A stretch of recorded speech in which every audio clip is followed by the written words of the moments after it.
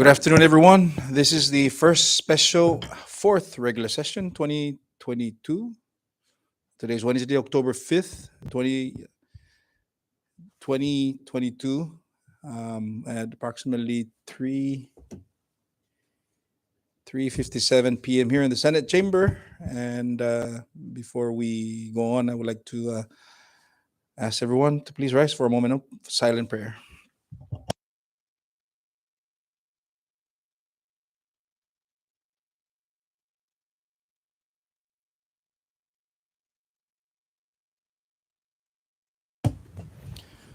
Thank you. The chair recognizes the clerk to please call the roll. Senator Cruz, Here. Senator Villarreal, Here. Senator Hopo, Mr. President, Hey. Senator King Neighbors, Senator Manglonia, Senator Kiruba, Senator Sablan, Gaga. Senator Santos. Mr. President, 7 members are present, 2 are absent. With 7 members present, we do have a quorum to conduct this session. Let the record reflect that by rule, Senator Teresita Santos is joining us via Zoom. Also, let the record reflect that Senators Manglonia and Carl King Neighbors are hereby excused from these proceedings, from this session. Under item B in public comment, this is the portion of our session where we allow the public to offer any comments on the order of business for today's session. And if anyone that would like to offer comment, please state your name for the record and indicate which item of the order of business you are referring to. Thank you. Floor public comments now open.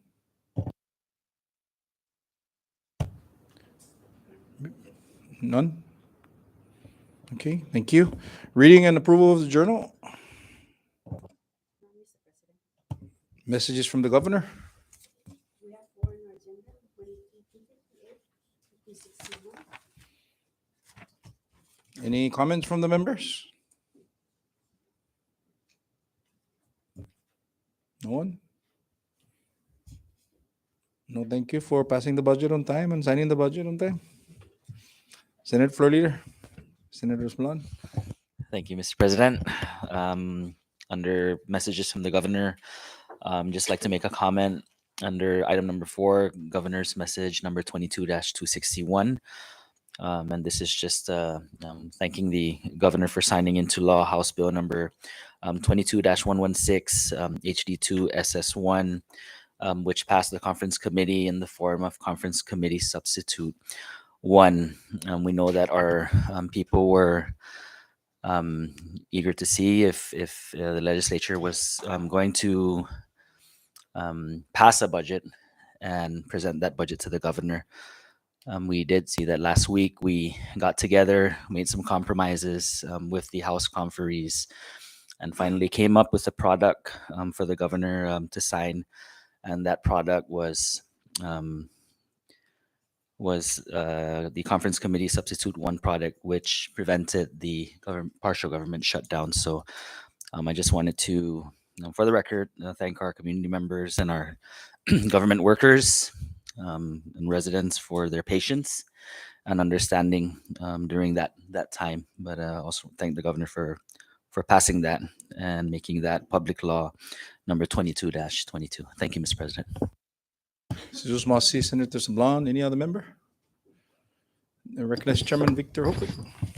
In the same token, Mr. President, first I'd like to extend also the leadership appreciation to Senator Edith and Senator Santos for joining us in voting for the affirmative vote for House Bill 22-116 in the form of SS1 that led us to conduct the conference committee. And also like to extend appreciation to our counterpart conferees for having a very smooth conference meeting that is timely for the governor to review and ensure that we avert any unnecessary partial shutdown for the department, all the department and agencies here. And also extending the appreciation to the governor for penning the conference committee report in the form of CC1. And of course, there are some provision that were line item that it's either it's already in the statute or it's not in its place for that appropriation bill before its signature, and of course in with the advice of the legal counsel and the attorney general that gave him the advice of all those areas that he line item veto. But the overall message here is that we avert the shutdown for all government employees. And thank you for that to each one of us here that contributed to supporting this fiscal year 2023 budget for the government operation. Thank you, Mr. President. Jesus Masi, Senator Hokuk. Any other member who would like to offer comments on the governor's message? Ready? Okay. I think I haven't had a chance to although I did recognize the conferee's efforts. Again, I want to reiterate my appreciation to that, because it was never the intent of any of us here in the legislature, primarily in the Senate, to continue the workflow. So again, it's commendable to both conferees and the members of the legislature for coming out with a product in a timely manner, and the governor for signing the bill into law, so we continue the business of government service. With that, communications from the judiciary. Clerk. Mr. President, we have one, 22-08. It's from the Supreme Court Judiciary, proposed rule of admission, 73-2, Title 9 of the MMI Supreme Court rules. Okay, any comments from the members? Recognize Senator Edith De Leon Guerrero. Thank you, Mr. President. My understanding of this particular change proposed rule is, I guess, to permit one-time extension of the existing allowability to practice 4 years in the CNMI public sector without taking the CNMI bar exam. I am totally understanding also of the difficulty to recruit and retain attorneys to work in the CNMI government. Similarly, it may seem unfair to work for 8 years without taking the CNMI bar exam like all other attorneys before this particular proposal. And currently, the existing limited admission to practice in the Commonwealth for up to 4 years without taking the bar exam seems reasonable. Perhaps, Mr. President and colleagues, an alternative is to enter into a state bar reciprocity agreement for all attorneys to benefit from, to practice in such states without having to take their respective bar exam. Thank you, Mr. President. Jesus Masi, Senator De Leon Guerrero. Any other member who would like to offer comments with regards to this item? Chairman Victor Hokuk, you recognize? Yeah, at first, Mr. President, on our leadership meeting prior to bring this matter for this, I was also in a position to question the fairness of such proposed rule that a lot of our local attorney here have taken the bar examination, and But as we spoke to the Chief Justice, he provided us with comments from also the CNMI Bar Association, as well as other attorneys. Uh, Although there are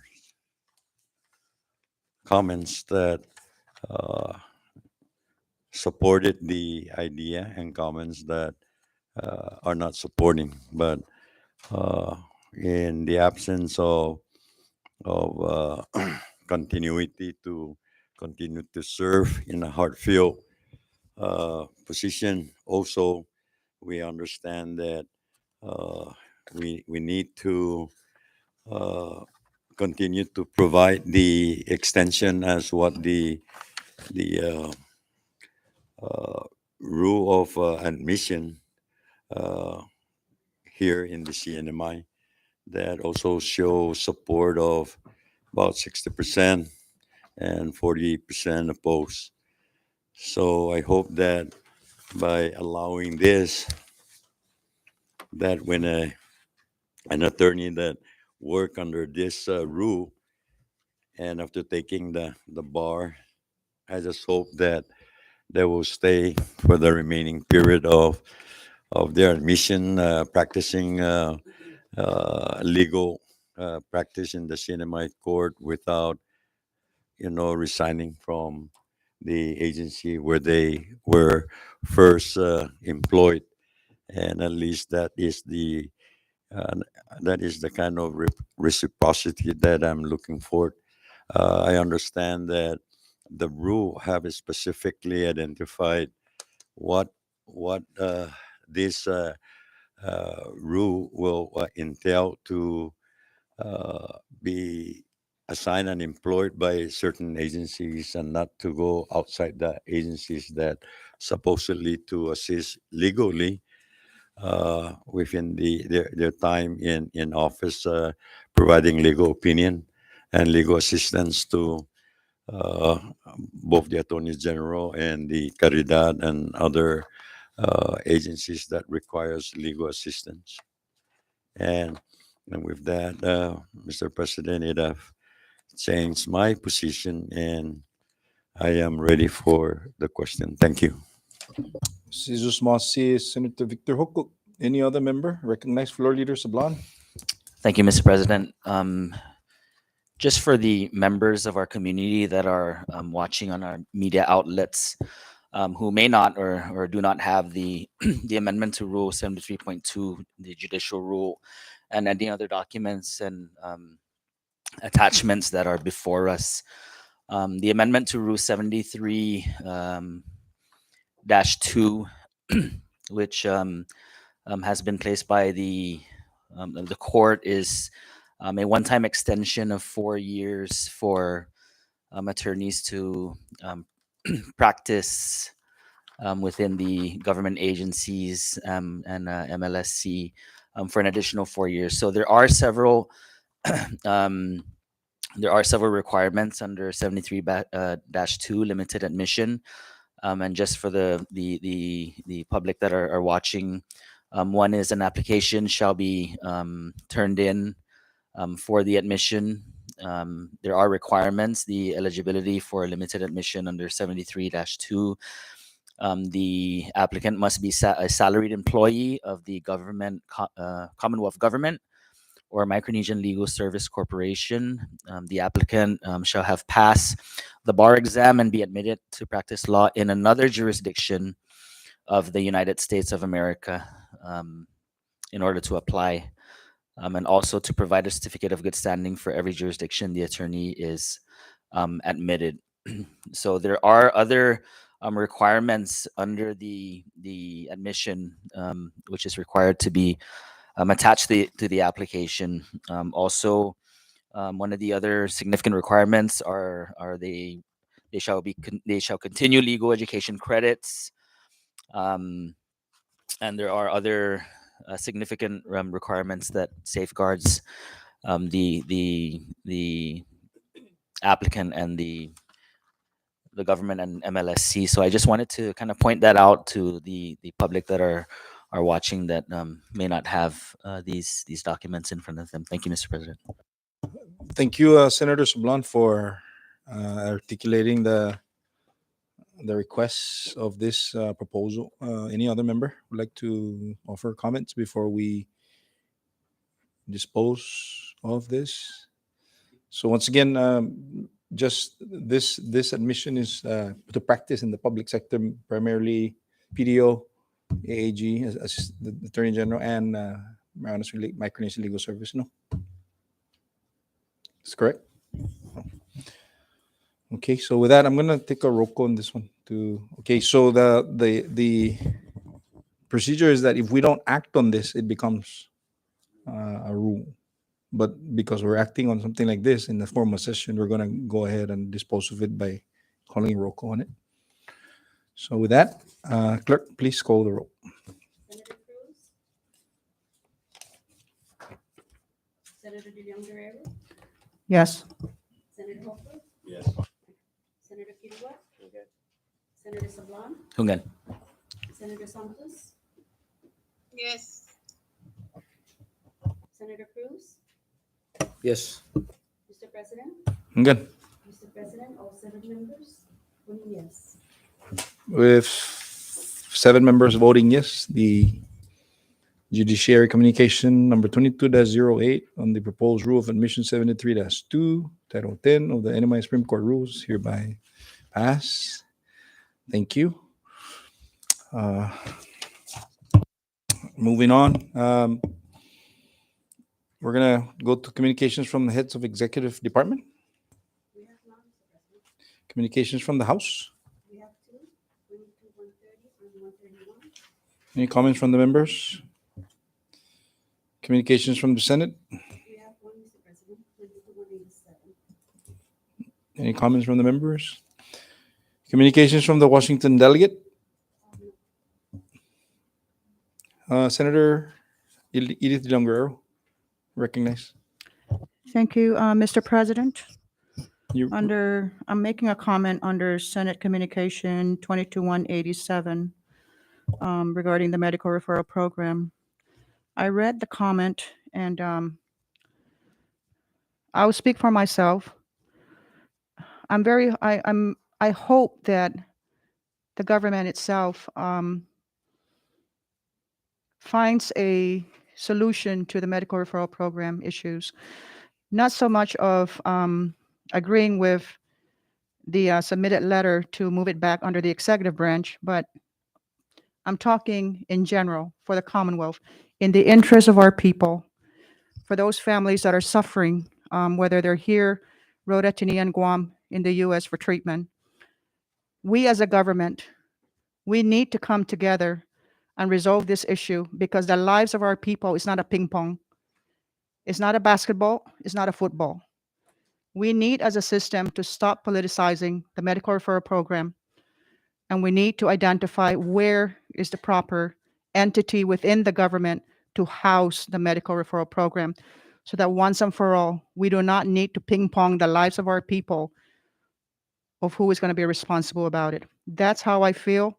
And I respect the letter, but I think it comes down to this point where we need to mature up into the responsibility as a state government to own up to it and house the medical referral properly so that we no longer have to play around with the lives of our people that are suffering, including the families that are taking care of the sick patients within their households. Thank you, Mr. President.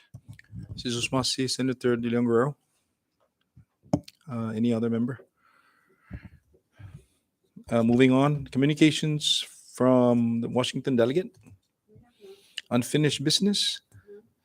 Pre-filed initiatives, bills, local bills, and resolutions. And at this time, I recognize the Senator Edith De Leon Guerrero to state her bill introduction. Thank you, Mr. President. And I am formally introducing my pre-filed bills, Senate Bill number 2281, to permit disclosure of records or information to a legislative standing or oversight committee and for other purposes. And also under Senate Bill number 2282, to clarify that local legislative delegations have the power to issue subpoenas and subpoenas duces tecum and for other purposes. Thank you, Mr. President. Thank you, Senator De Leon Guerrero. There being no further items before this body today on any other subsequent on the bill calendar, subsequent items on the bill calendar. So I would like to just go all the way to item S. And I recognize the floor leader to offer the appropriate motion. Thank you, Mr. President. And this time I offer a motion to adjourn this special session, subject to the call of the president. With a motion offered to adjourn this special session, do I hear a second? Been seconded. All those in favor to adjourn this session, please say aye. All those opposed say nay. Motion carries. This Senate special session stands adjourned, subject to the call.